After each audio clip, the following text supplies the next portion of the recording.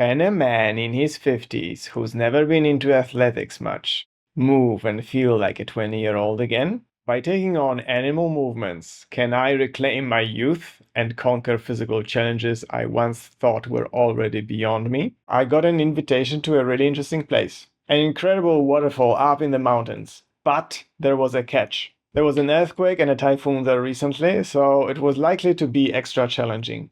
Can I get myself ready in just 3 weeks? To find out, I'm putting myself to the test with these routines that target the muscles we often neglect. Hi, I'm Pavel. Welcome back to my channel. I'm an anthropologist who, for more than 10 years, was exploring the practical and scientific sides of fitness for himself. It's my experience that if you have 15 minutes a day, you can be fit, and that the fitness industry just tries to waste your time and money. Before we dive in, if you want to see more content like this, make sure to like, comment, and subscribe, because it really helps to support the channel. I was always as flexible as a block of wood.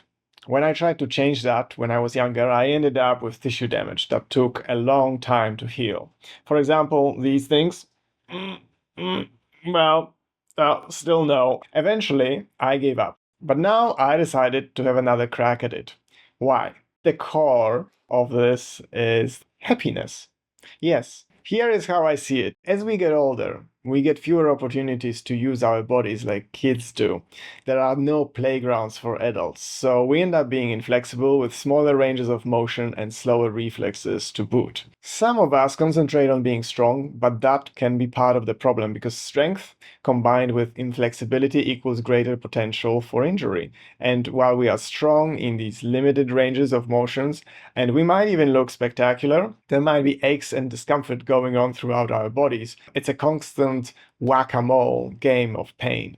But what if becoming more flexible was the key, not just to looking great, but to feeling great? What little experience I've had with stretching so far made me think that it may be so. After 2 years of doing my 3-minute morning stretching workout, I suddenly realized that something is different. Touching my toes became almost doable, and other movements have become easier too, which in turn made some of my daily activities simpler. I also found myself wanting to challenge my body more, and I started adding extra sets of stretches after the initial 3 minutes were up. Learning how to do the Asian squat was a turning point for me. It showed me that given enough time, improving flexibility and mastering movements I once thought impossible is achievable. Repetition, not aggression, is the key. It's like watering a plant and watching it grow. You don't see anything day to day, but over weeks or months, you definitely do. The other thing I notice is that becoming more flexible and comfortable with new movements has enhanced my range of motion in daily life and made me more, for the lack of a better word for it, happy. If I'm lucky enough to live to some ripe old age, then I don't want to keep losing my abilities. If anything, I want to expand them and be fitter and more flexible than people half my age. And the barrier to entry is so low. What have I got to lose? Just a few minutes here and there on top of my regular workouts? I can afford that, right? And maybe that's just the ticket to the fountain of youth. So I embarked on this experiment. I'll be documenting my journey as I try all sorts of animal movements to make this happen. By animal movements, I mean getting down on all fours and using your whole body to move in a flow-like motion. Think of a snake, a monkey, or even a cat moving through space with grace. When the idea first popped into my head, I immediately thought, let me try this during one of my morning slow jogs. What's that? What's a slow jog? Well, check out another video. I'm going to put the link in the description below. I found a nice spot where I wouldn't be in danger of being driven over by cars and decided to try some of these movements for 2 minutes. I started with a bear walk, where you walk on all fours with your legs straight, or in my case, as close to straight as I could get them, and I found it really tough. I was surprised to see the video later and realize how bent my knees were. I also couldn't comfortably put my palms flat on the ground and ended up walking on my fingers at times. No matter, I couldn't keep that up for long and soon dropped into the lower posture of catwalk and eventually into what's called a lizard crawl, I think, with my back more or less parallel to the ground. It turns out that I overestimated my initial abilities by a big margin. I couldn't wait for the alarm to ring, and in the end, I only managed 50 seconds. Okay, I thought. I'd better take it easy, learn these movements, and get comfortable with them. Maybe then I can move faster and do more in 2 minutes. The next day, I started trying other movements like walking crab like, then flipping my body up and down by threading one leg under the other and getting the momentum to carry me to the opposite side, then back again. It felt very awkward and unsteady, but as we know, Rome wasn't built in a day. You start small, give your body time to recover, practice the movement again and again the next day or the day after, and eventually you get better and better. So instead of getting discouraged, I decided to keep practicing in the days ahead. The next day it was raining, so I had to adjust my routine and did a bit of walking indoors, through the corridor, around the table, and in the living room. I tried some new movements, but the space was limited, making it a bit awkward and hard to maneuver sideways without bumping into anything. I definitely didn't want to knock anything over or injure myself. I'm not sure what Jumbo thought of my efforts. Hey, how do you like my cat crawl, Jumbo? Another day, another chance to go outside. So I had to wear a mask because the air quality was atrocious. Sorry if I look like psychotic Frank Booth from Blue Velvet. As I continued with my movements, I started to notice strange sensation, a mix of discomfort and progress. It felt like I was pushing my limits, but in a way that might be leading somewhere. I paused, stretched, and engaged my muscles in positions that, while uncomfortable, felt like they were opening up, allowing me to work on them a little more. I walked backwards on all fours and then did a set of 10 exercises to strengthen my knees, which have been problematic for decades. I've been worried about them becoming a weak spot again. I also have this hope that maybe I could do some serious hiking in the high mountains without them locking up.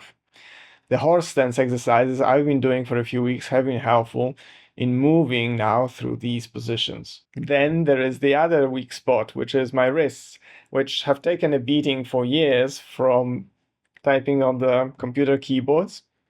And I did exercises for them to relax. I call them unbending. You just bend your fingers the other way as far as they will go and do 10 to 30 reps. Massaging my forearms also helps. Here, this is where they would put all those acupuncture needles.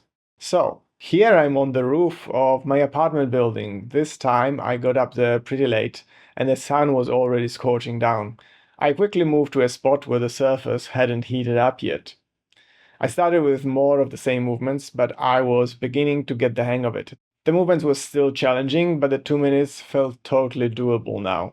I won't say there is a spring in my step when doing these yet, but flipping back and forth was a lot less challenging. I even managed to hold a chair position for a moment there. A small victory. Doing these exercises in the sun added another layer of difficulty, but I guess another way to look at it was that I had a heated yoga room for free. I focused on my knee exercises again, starting by standing on the balls of my feet, then lowering myself down and then expanding on them by letting my heels touch the ground and settling into the Asian squat. I even tried the Seiza position, which most of us know as the sitting samurai, just for a change. I'm pretty amazed that I can now do all these. By the way, sorry for the camera angle there. To wrap up, I added some leg massage with a ball and roller. These animal movements plus the squats really worked my muscles, so it felt really good to massage those tender spots. I continued to persevere with this, occasionally taking a day off when I needed some recovery time, but most days I managed at least a short bear walk along the hallway. Gradually, but consistently, I was getting better and more comfortable with these movements. Then, the time came to test my newfound skills in the waterfall hike. My friend wasn't kidding. The earthquake and typhoon had wreaked havoc on the area, washing away the bridge and parts of the road. The path was obstructed by fallen trees and loose rocks. It was challenging, and yet there was something otherworldly about it. At one point, a thorny twig tore through my ear. That's the Japanese liquid bandage and blood you see there. I guess that goes to show you that adventures are fun, but there are risks involved. This never would have happened if I only stayed on my couch, right? But the newly found flexibility felt almost magical. Being able to do the Asian squat allowed me to go super low before taking challenging steps down the path. I cleared a super low tree trunk that blocked the way with ease. I know how much of a struggle it would have been 3 weeks earlier. The trunk hung really low and there was really no way around it. I cleared it first and better than the rest of my friends who were at least a decade or two younger than me. I have to admit, despite the torn ear, I felt pretty smug seeing them struggle. On the way back, I had another chance to test my abilities when climbing out of the pool of the lower waterfall. We instinctively tried to walk on 2 feet, but when the rocks are slippery, this is quite dangerous. However, I realized that this is a perfect opportunity to switch to the 4x4 mode, using both hands and feet. I felt incredibly sure-footed and I guess sure-handed. The difference in grip was amazing and it was a much safer way to do it. So what have I learned from all this? Number one, I'm more flexible. The ease of just getting down to pick something up from the floor without even thinking, then standing back up effortlessly without any aches, snaps, or crackles, that's priceless.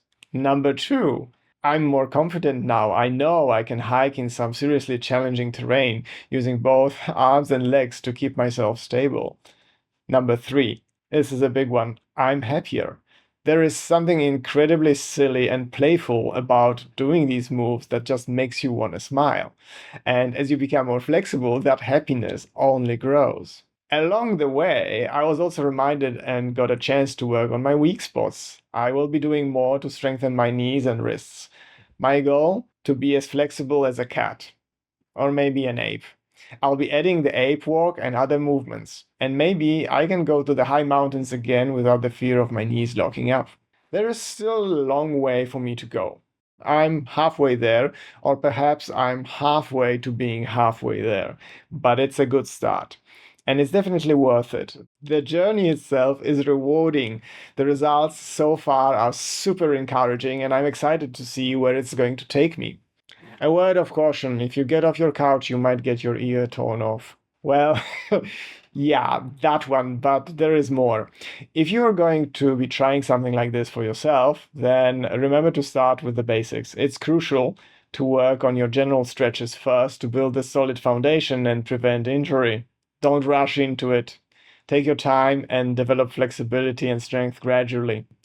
To help you get started, check out my stretching routine and other videos on the Asian squat and the dead hang. These exercises will prepare your body for more advanced movements, ensuring you can progress safely and effectively. You might find your own weak spots as you progress. If you do, pull back a little. Don't force anything and make sure to address them. Remember, repetition, not aggression. My flexibility project has just begun and is going to be an ongoing journey. I believe that it's one of the most worthwhile efforts I've ever undertaken. I'd love to hear your thoughts in the comments below. Share this video because there's probably someone you know that might find it useful. Thank you for watching and see you next time. Bye. The end.